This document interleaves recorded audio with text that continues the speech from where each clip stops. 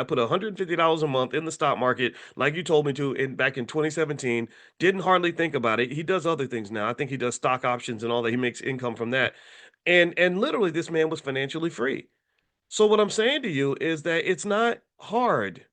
It is not hard. The only thing that about the wealth issue in the black community that's hard is that you need to stop letting white people tell you what to do.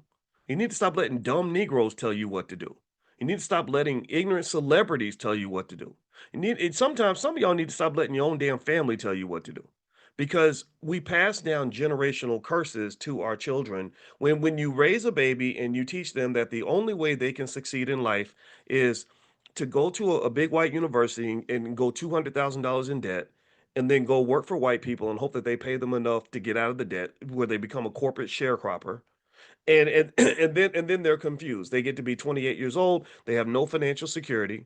Then when they're 48 years old, they realize they've been working 20 something years and they haven't moved forward at all.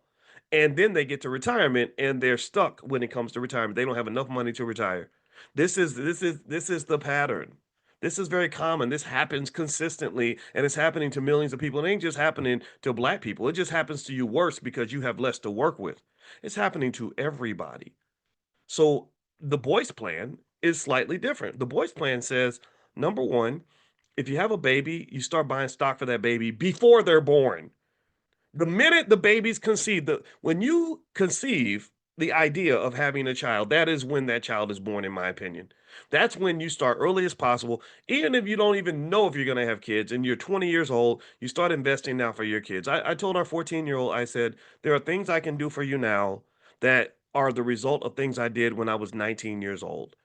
I was thinking about you before you even came into existence because I knew one day I was going to be a dad. And I knew that one thing I didn't want to do was be a punk ass dad who couldn't do nothing for his kids. So, in order to avoid becoming a punk ass dad, I started making investments when I was young. I did not know much about the stock market.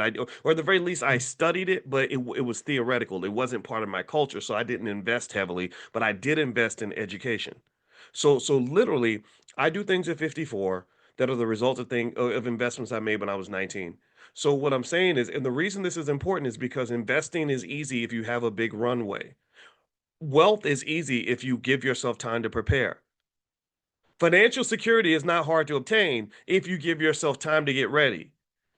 But wealth and financial security and cash flow and all these things you dream about are not hard to get if you prepare, if you are proactive.